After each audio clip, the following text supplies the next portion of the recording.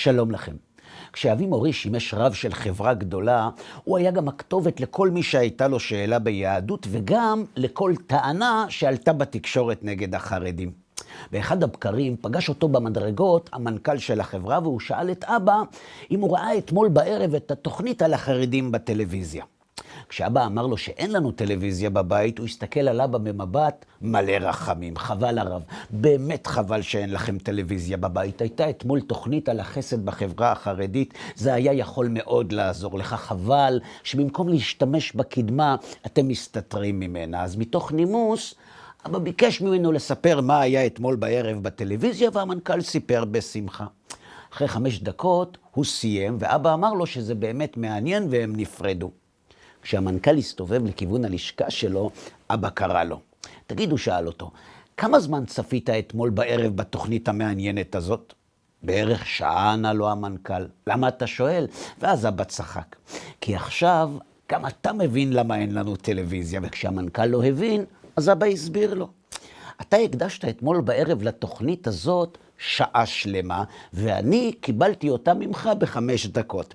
עכשיו, שנינו יודעים את אותו דבר, למרות שלך זה לקח מהחיים שעה, ולי רק 5 דקות. אז מה עדיף?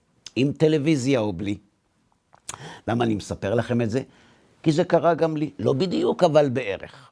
באחד הסמינרים של ערכים ניגש אליי מישהו ואמר לי שחבל שאני לא רואה סרטים, כי יש סרט שממש יעזור לי בהרצאות, ושמה שאמרתי בהרצאה מאוד הזכיר לו את זה.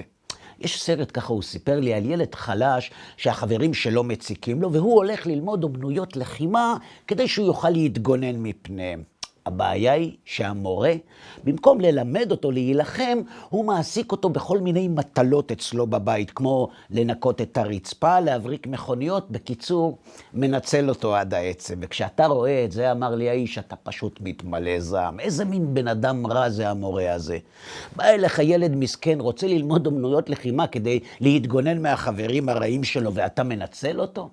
אלא שבסוף כשהילד מתמודד על התואר, פתאום הכל מתהפך, פתאום אתה קולט איך שבקרב הוא בעצם משתמש בכל התנועות שהוא רכש מהעבודות הכאילו מיותרות שהמורה העביד אותו. פתאום אתה קולט איך המורה הזה הוא פשוט גאון, פתאום אתה מבין עד כמה הוא רגיש, איך הוא עשה הכל רק בשביל הילד הזה, איך כל התנועות המיותרות דווקא הם הביאו לו את הניצחון. זה סרט מרתק, אמר לי, שהוא פשוט קנה אותי. עכשיו אתה מבין למה כל כך חבל שאתם לא רואים סרטים? יכול להיות, אמרתי לו, אבל בשביל מה שסיפרת עד עכשיו, אנחנו לא צריכים סרטים, כי יש לנו את אותו דבר בדיוק, אבל גם יותר קצר והרבה יותר ברור. איפה? בפרשת השבוע. בפרשת בשלח, התורה מספרת לנו על תחילת המסע של בני ישראל בדרך לארץ ישראל, והיא מסבירה למה המסע יתארך, שנאמר, ולא נחם אלוהים דרך ארץ פלישתים, כי קרוב הוא, כי אמר, פן ינחם העם בראותה מלחמה, ושבו מצרימה. הבעיה, חברים, שההסבר הזה לא רק שלא תורם להבנה של העיכוב, הוא אפילו מסבך את ההבנה עוד יותר. אם השם הוציא את עם ישראל עם 10 מכות ממצרים, הוא לא יכול להכניס את בני ישראל לארץ עם כמה ניסים קטנים. מה הבעיה? בני ישראל פוחדים? שייתן להם אומץ. בשביל זה צריך לעשות כזה סיבוב. למה דווקא הכניסה לארץ חייבת להתרחש בדרך הטבע? בשביל זה לחכות 40 שנה? ועל כך, חברים, משיב רבי מאיר שמחה מדווינסק בספרו משך חוכמה, וכך הוא כותב: כי הושרש בליבם טעויות עובדי האלילים ואבליהם ומושגיהם הזרים, לכן לא פעלה עליהם התגלות כבוד השם ואמיתתו לעקור מליבם כל רע. כי עוד לא נחקק בליבותם הוד מציאות השם, יחיד, משגיח על כל, ואם היה מביאם תכף אל ארץ האמורי, ארץ מלאה כל פסל, אז לא נעקר מהם מחשבות אבן. לכן הוליכם במדבר ונעקר מליבם ונתרחקו מכל תעלוליהם והבליהם, וזו הסיבה אשר עקבן השם יתברך נורא עלילות להוליכם במדבר 40 שנה. הבנתם, חברים?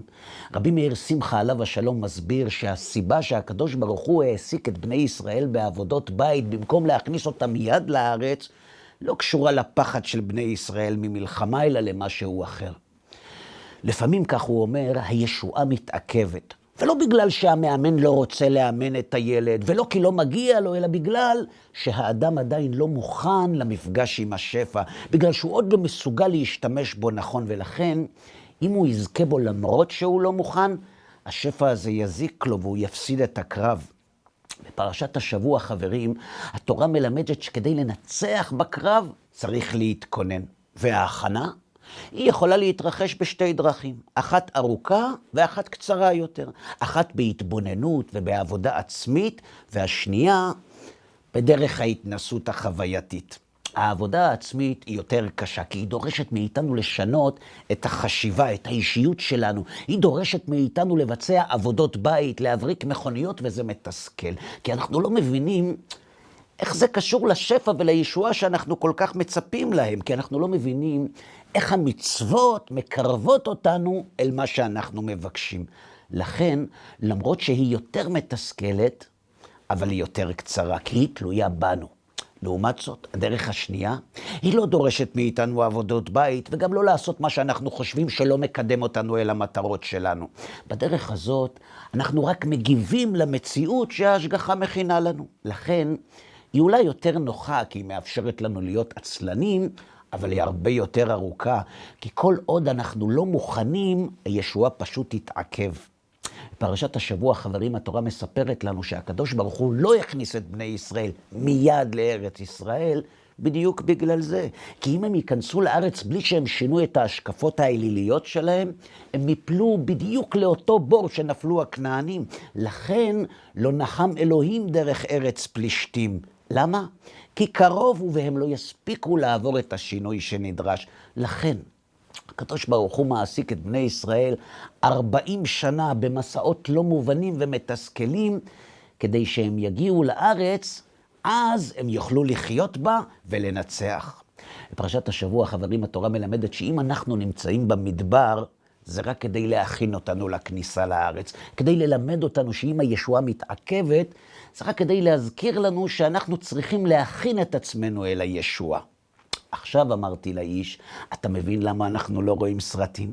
כי המסקנות שיש בסרטים כבר מזמן כתובות בתורה. אז למה להשקיע 1.5 שעה בסרט, כשלאותה מסקנה אפשר להגיע ב5 דקות, ועוד בלי כתוביות? שבת שלום.